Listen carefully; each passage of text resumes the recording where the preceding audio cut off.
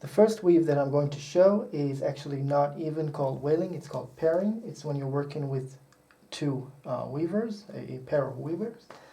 But I'm going to show it because it's the most basic form of waling, and it's essentially the same thing as waling. It's just that it has a different name when you use two weavers. Waling can be viewed, a three-rod wale can be viewed as a three-rod pair, and pairing can be viewed as a two-rod wale. It's essentially the same technique. In the US, pairing is known as twining. So in this weave, we'll begin like this. Insert one of the weavers behind a stake like that. Second one will come after that one stake to the right. After we've done that, we're going to hold them both,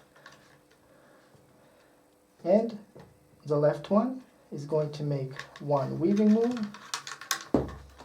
It's going to go over the right one and behind one stake.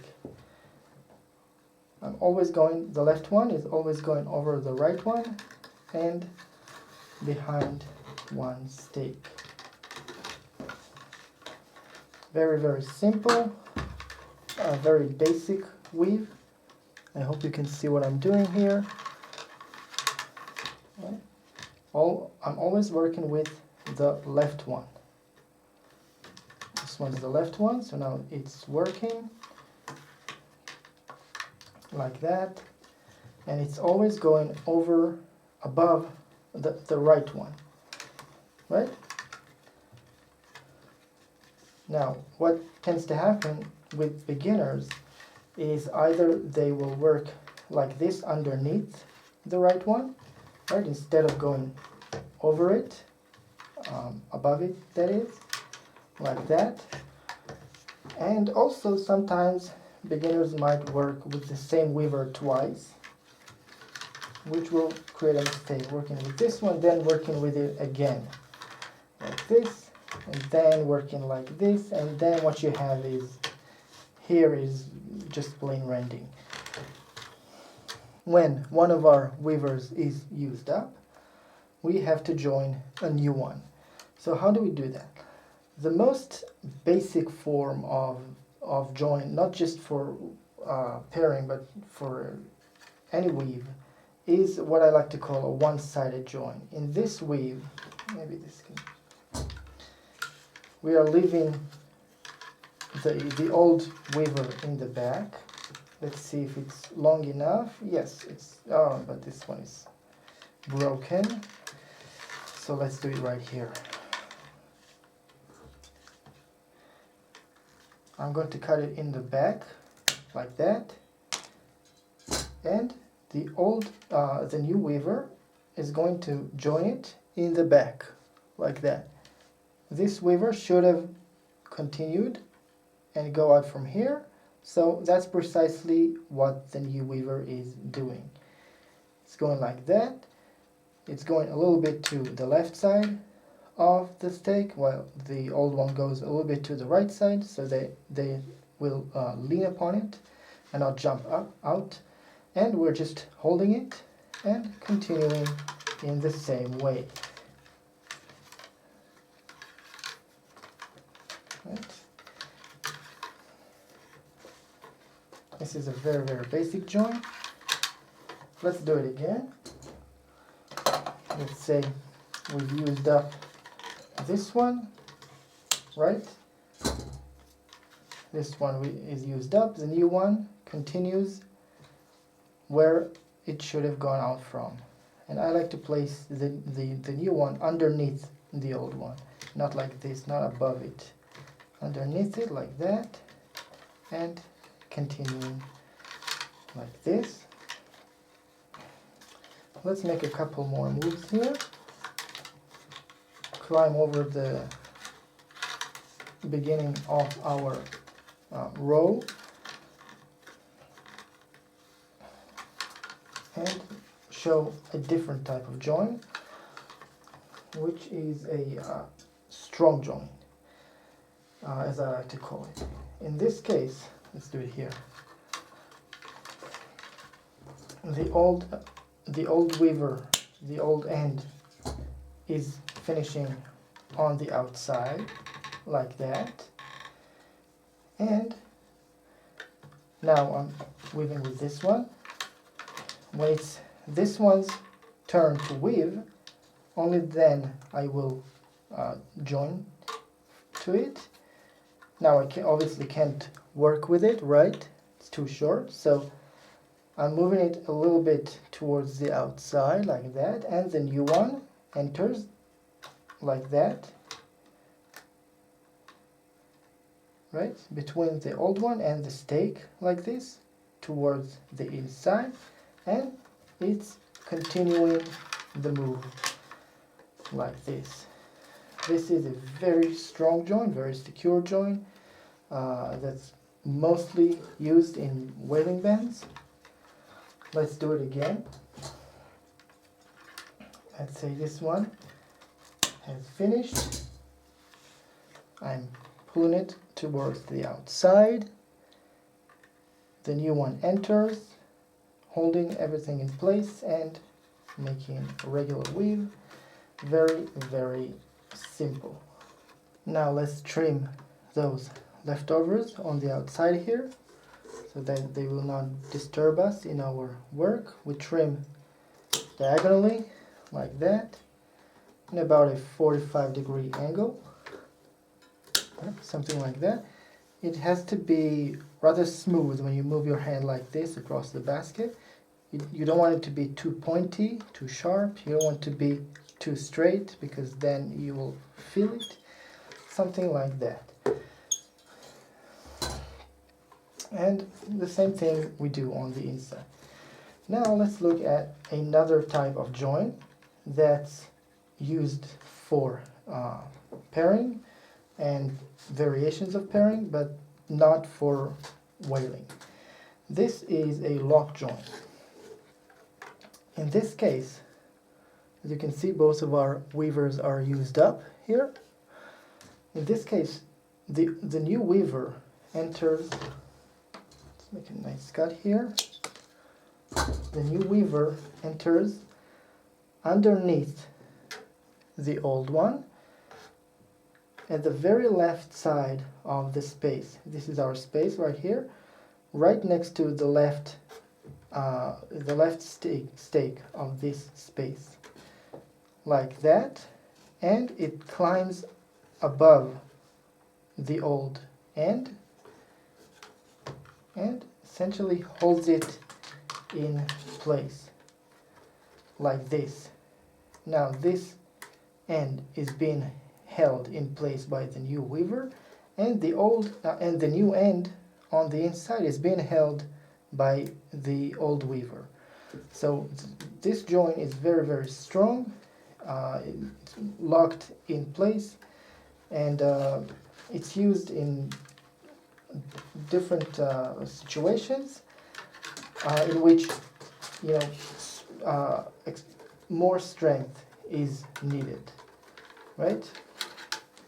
So I've done it again here. Maybe I didn't show it right enough. The new one enters right here underneath the old one at the left side, climbs over the old edge and weaves. Trimming these ends of the lock joint is pretty much the same, just trim them diagonally when they are leaning upon the stake like this, just like that. Before, the weavers are leaning upon each other, they're not leaning upon the stake, but here they're leaning upon the stake, which keeps them from jumping towards the other side. The main use of pairing in willow work is for round bases. Your classic traditional round base will usually be made from pairing, and other than that, pairing is hardly ever used in anywhere else in the basket. So its main use is round bases, but it has other uses, and variations of it has other uses. A 3-rod wale is just the same as pairing, essentially. We begin by inserting our weavers one after the other, one to the right, and then another one to the right, like that, one after the other, holding them and beginning our weave, like that. In this case, we are going in front of 2 stakes and behind 1, whereas before we went in front of 1 and behind 1, in front of 2 and behind 1. This gets them towards the inside, the stakes, so I'm going to try to avoid that.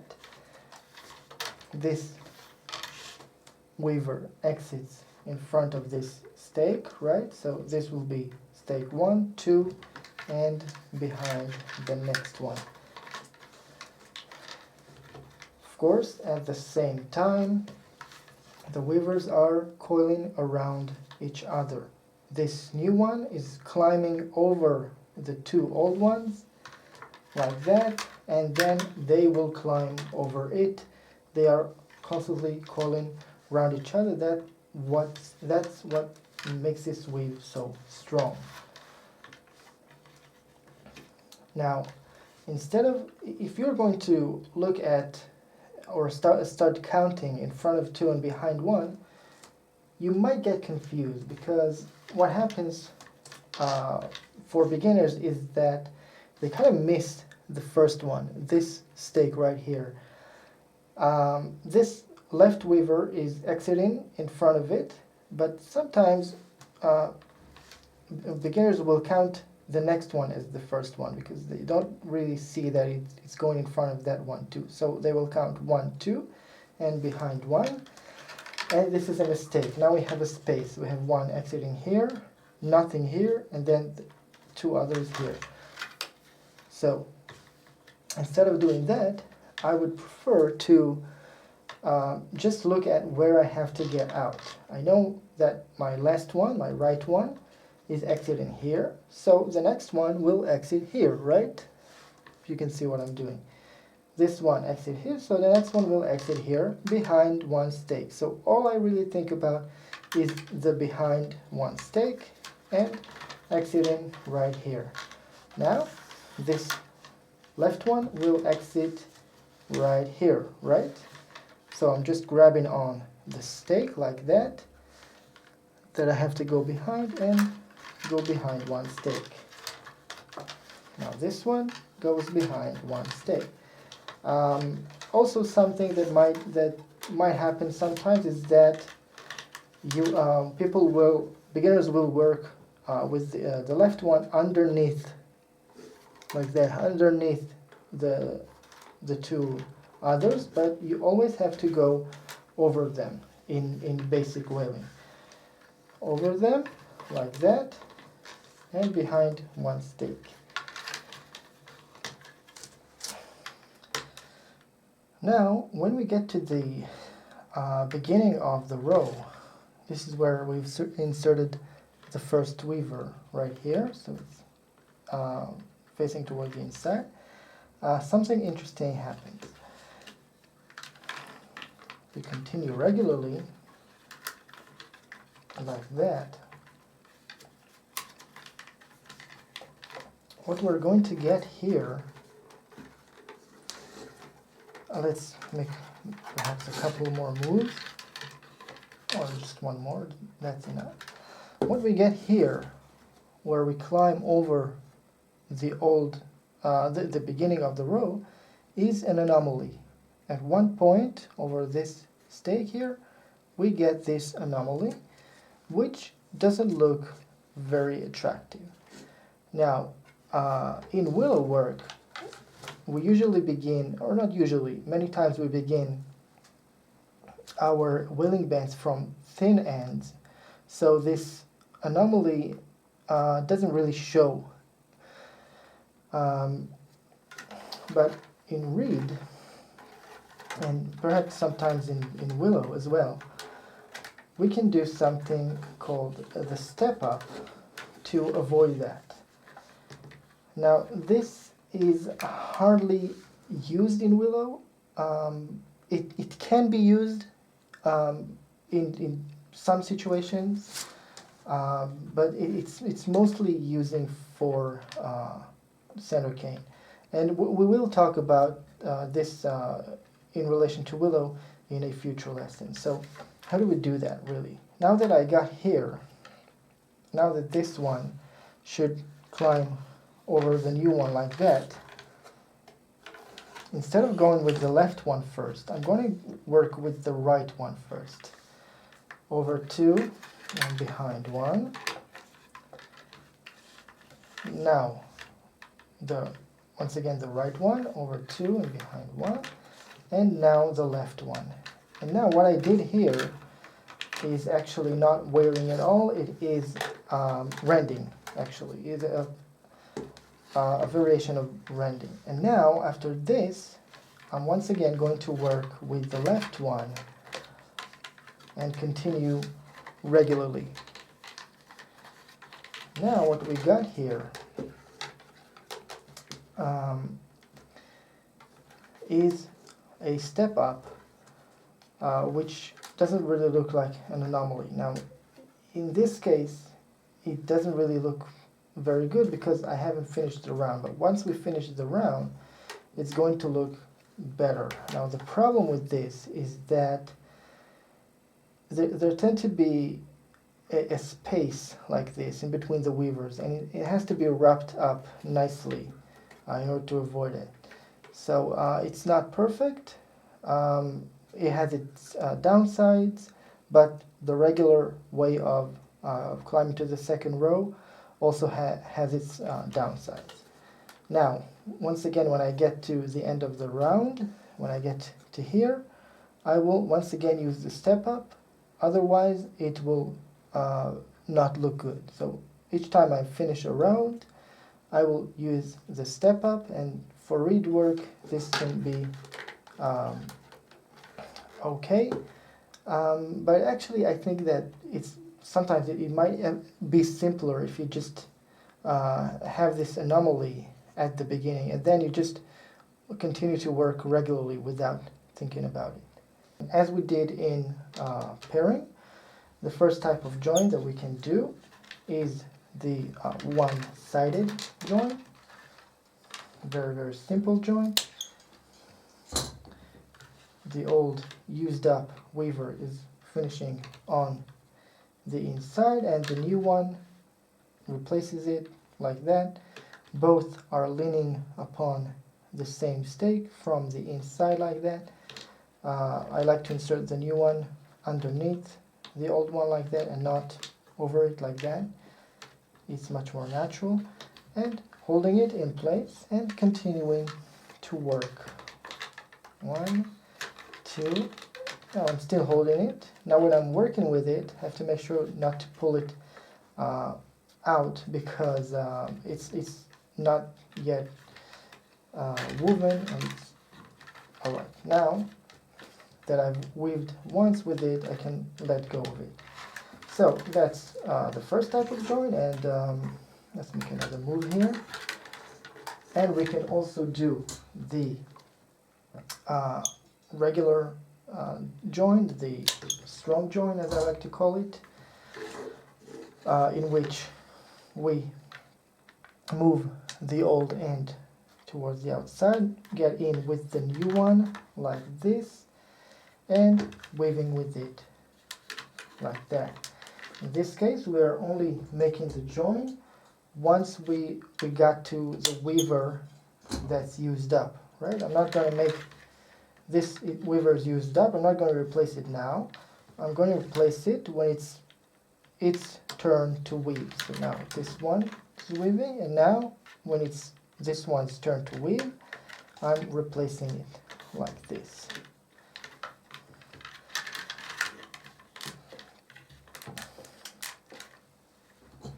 Now trimming,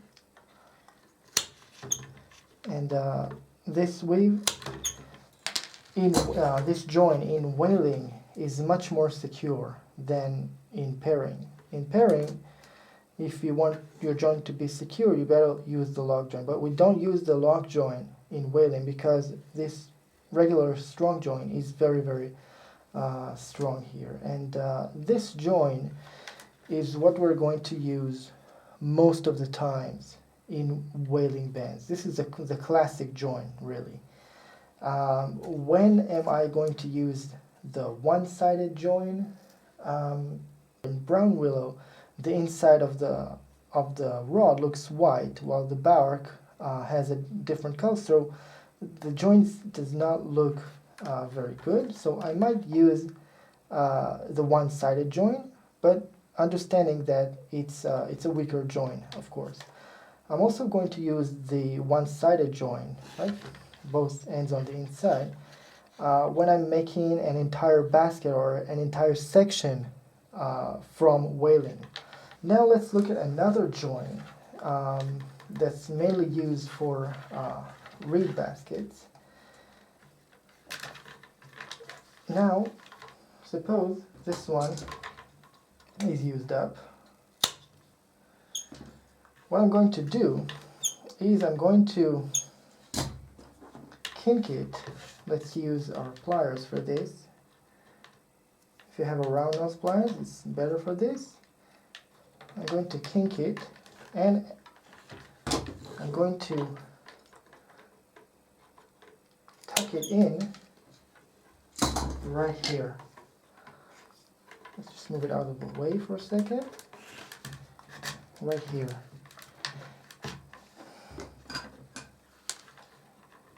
Right? If we can.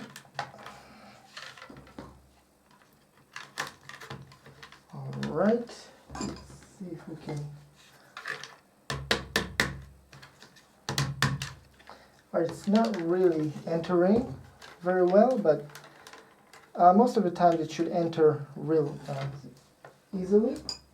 And now the new one, it's this material is terrible, but let's say we've kinked it without breaking it. Now the new one is going to enter here.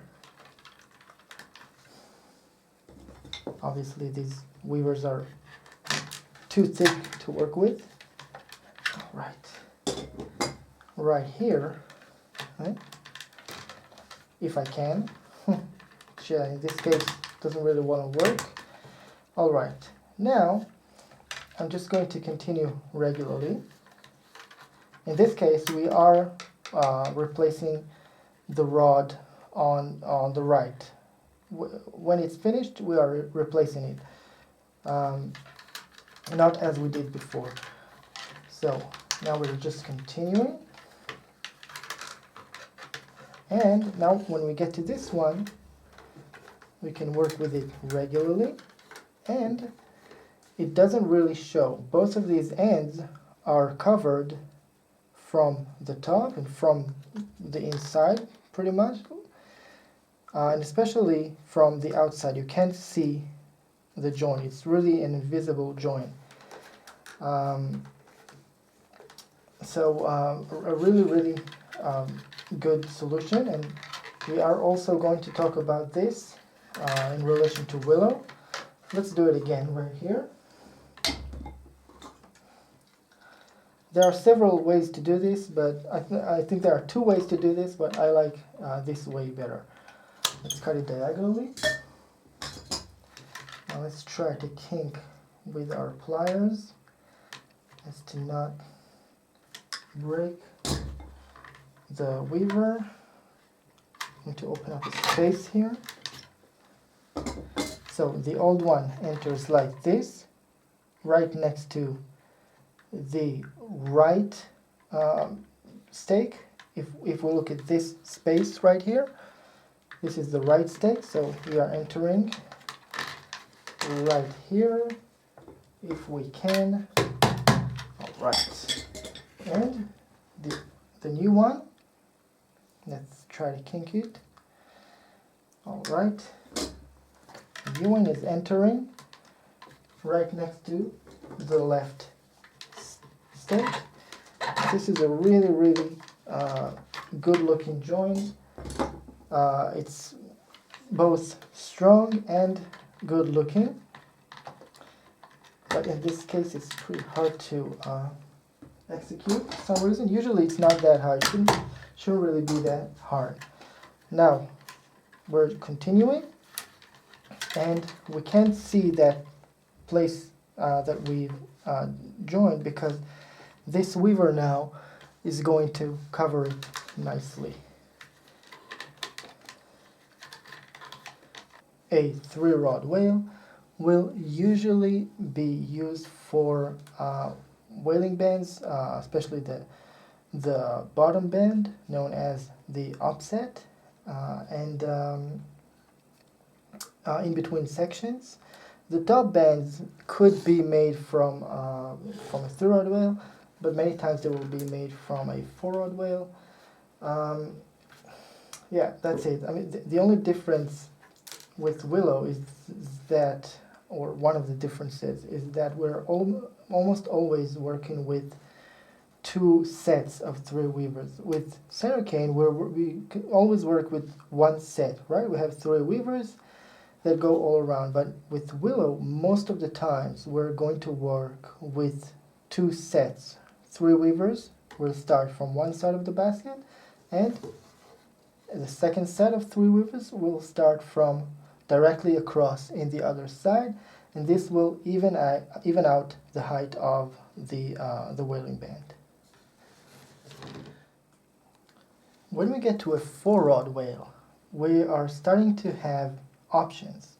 We can make a behind 2 4-rod wale, going in front of 2 weavers and behind 2 weavers, or a behind 1 4-rod wale, in which case we will go in front of 3 stakes and behind 1.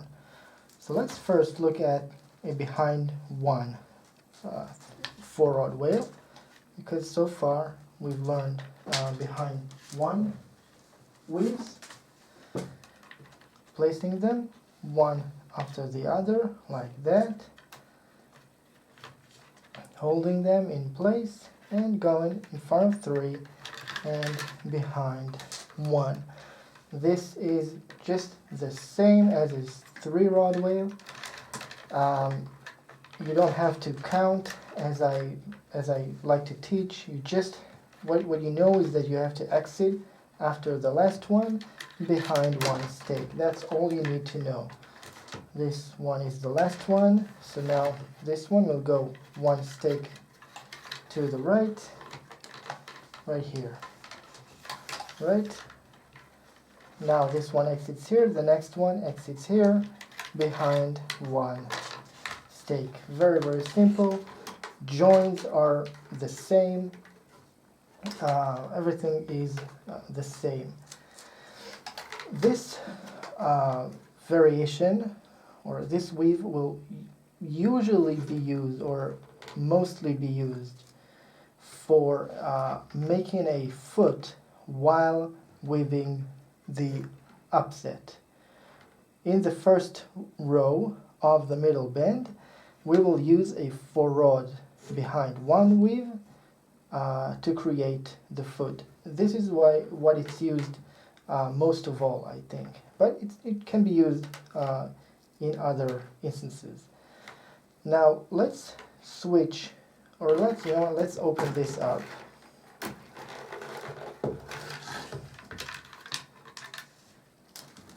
And let's begin again. 1, 2, 3, 4, and do a behind 2 4-rod wale. In this case, we're going in front of 2 and behind 2. Behind these 2 weavers, and exiting once again after the last one. This one, now the one on the most left, will go behind 2 stakes and exit after the last one. So once again, if you're going to start counting, you're going to get confused. All you have to know is that you exit here, behind 2 in this case. So instead of grabbing just on this one like that, what I like to do is to grab on both stakes together, and this helps me to not get confused. I'm grabbing on both of them like that and weaving like that. Like that. Very, very simple. This weave will be more commonly be used for the top bands, but can be used once again anywhere you want, really. The thing about this weave, this behind two forward wheel, is that it looks the same from the inside. I don't know if you can see here, from the inside and from the outside. It looks the same, so it has, you might say it looks better from the inside than a 3-rod wheel. So whenever the weave is going to show from the inside, perhaps you want to use a 4-rod wheel. This is why it's used a lot for top bands, I think.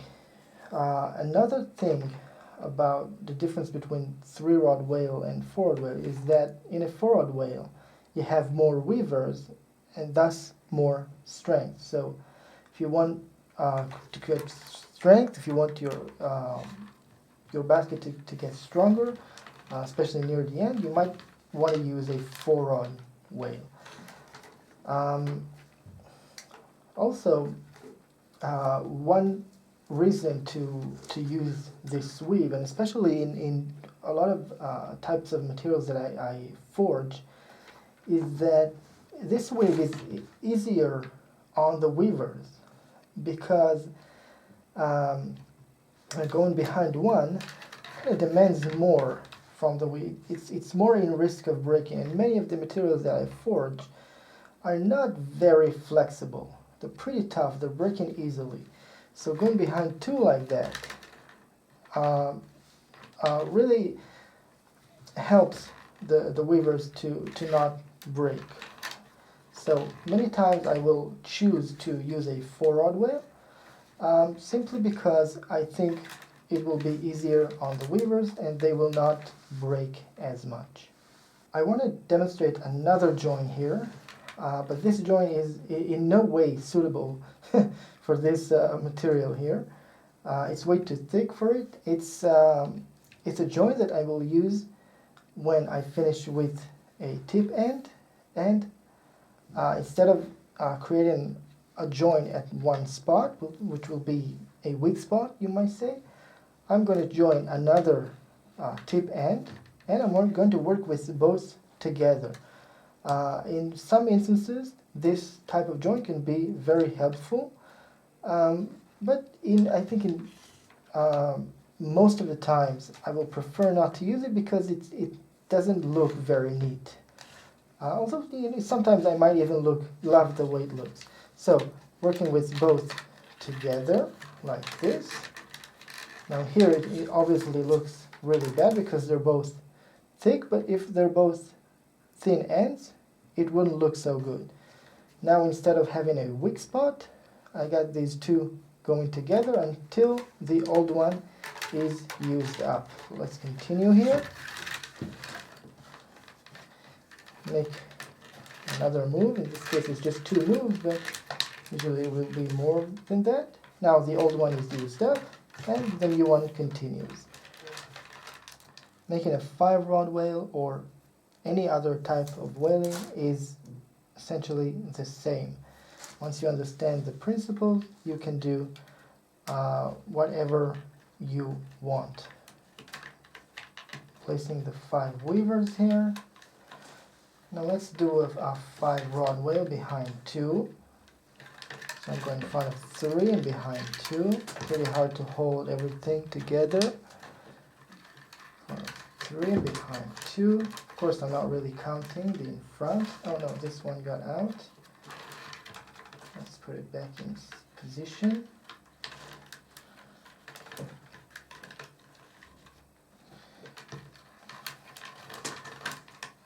All right.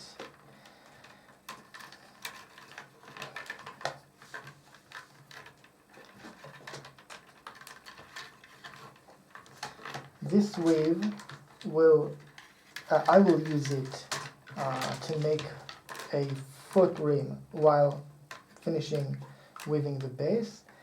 It will function both as a locking rod and as a foot rim, whereas a 5 rod behind one wale, I don't know when you might use that. Obviously if you just want the way it looks, then might be good. I think most of the time it will be used for creating a thick rim near the edge, near the border, on which a lid might sit. A lid that might sit on the outside might sit on that thick rim. This is what I think most of what you do with a 5 rod behind one wale. Alright, so now let's once again go over the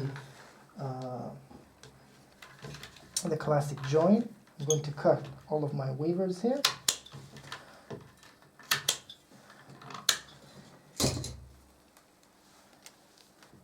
This is how it will work when making a willow waling band. All of your weavers are going to finish. Now we're replacing the one that should weave, the one on the most left, in front of 3 and behind 2. Next one, very, very simple. No reason to get confused here. Pulling this, entering between it and the stake.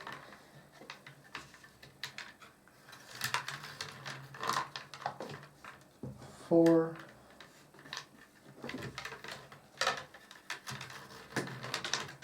and 5 right here. This will be the classic join, the join that you're going to use most of the time for waling bands. Now let's also take another look at the step up. Now here, or maybe here. Now here, once this weaver should go over this first one right here, instead of climbing over it like this, creating a bad looking anomaly, we will start weaving from the one on the most right towards the left. So over 3 and behind 2. Now the next one, what did I do?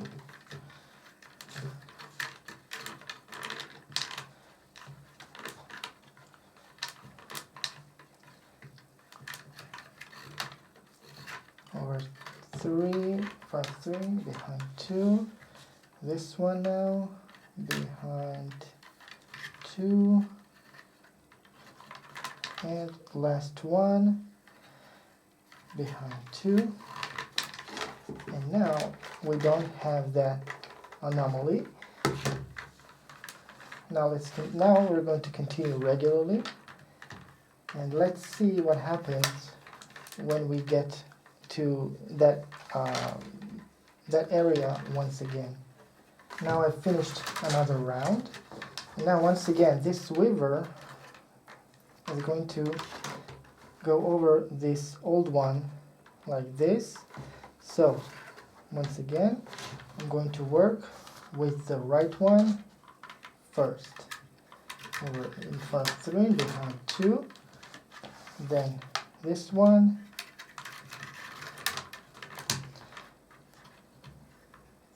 This one.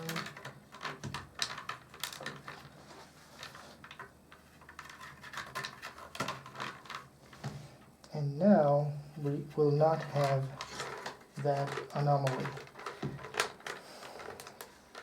As you can see, you can't really see where we climbed from first round to the second round, it all looks the same. There's no anomaly. And if we do that each time we finish a round, then it's going to look perfect. Now, to finish, let's see if we have another round here.